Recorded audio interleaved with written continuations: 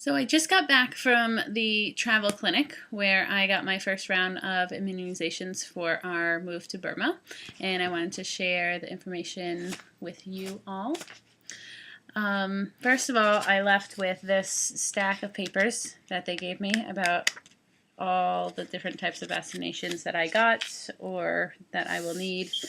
The first thing that they were looking at was this printout from the CDC website. So if you need information about vaccinations for a certain location, I would recommend just heading on there because this is exactly what they looked at as they were trying to figure out what I needed. They walk in and they go, "So you are moving to Burma?" And I said, "Yes." And they said, "Why?" So that was pretty funny. I love seeing people's reactions, but I guess I didn't expect such a surprise from the travel clinic people because I assume that they have seen a lot of people, but I guess not to Burma. So the vaccinations weren't that bad. I kind of expected there to be a lineup of hundreds of needles that I needed to have, but it ended up just being a few.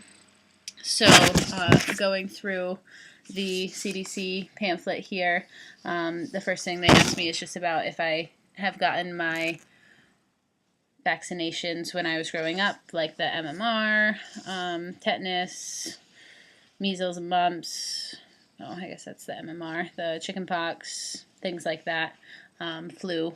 So they needed to make sure I had all of that, which I had brought my immunizations with me, so I had that. Next, Hep A and Hep B is both highly recommended. They didn't know, they said that some people get vaccinated for Hep B on a regular basis, and they didn't know if I had or not, so they actually got some of my blood work, so that way they can test to see if I've had that yet, because if I have not, then they can give me one shot with both Hep A and B in it, and if I have, then they'll just give me Hep A, obviously. So that's what this scar is from, my blood work, and they should be getting that results when I go back next week. Then I have typhoid here, required Japanese, I can't pronounce this word, encephalitis, required for anywhere in Asia if you're spending more than a month, which we obviously are. After that, there's rabies listed on this. She wasn't originally going to give me rabies. It didn't seem like a grave concern to her because I'm not going to officially be in contact with any great deal of animals or out in the wild, but I figured now's a good time to get that and it can't hurt. So I did also get that.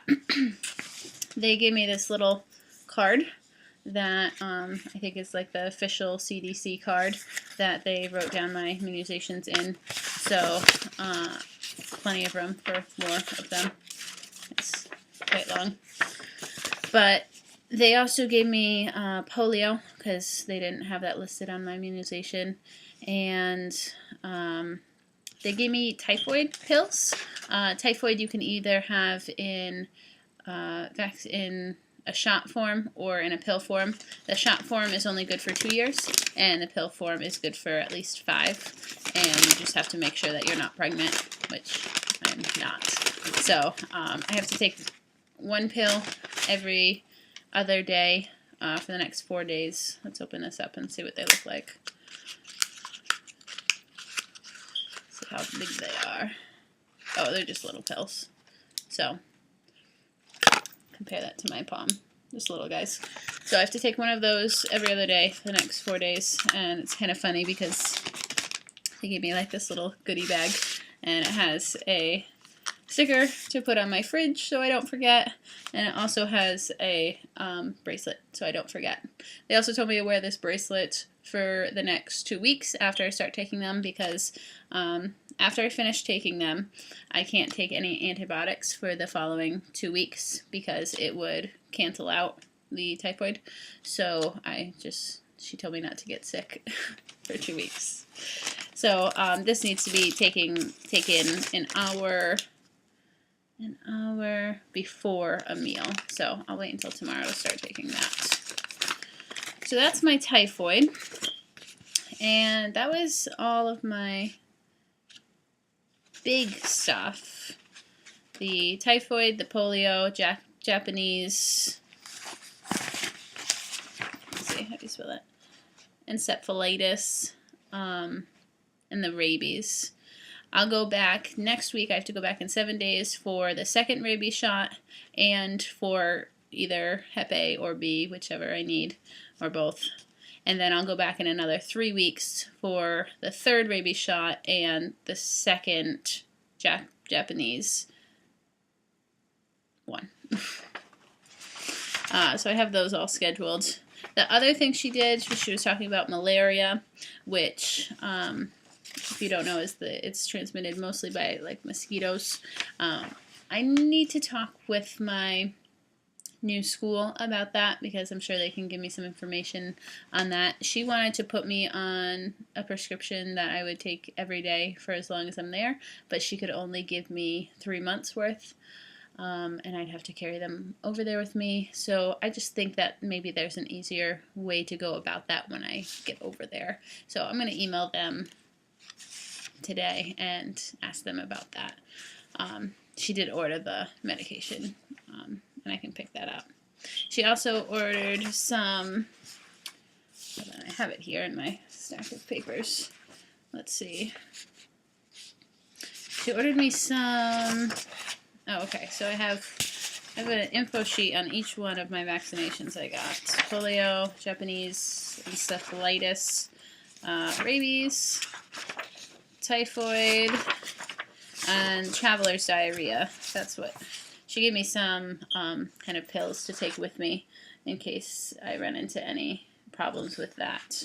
They also gave me information on food and drink risks while I'm traveling, and deep vein thrombosis. So it ended up being only 3 shots today. I got one on this arm, one on this arm, and then one in the back, which you can't really see. And they weren't bad at all. So I'll go back next week and in 3 weeks. And then I'll be mostly all set, besides checking about the malaria and taking my little typhoid guys here. Notice I haven't mentioned Kim at all. She has an appointment with her PCP next week, so she's going to start there, and then my PCP referred me directly to the travel clinic without going in to see her. So I went straight to there, and her PCP wants her to come in and see her.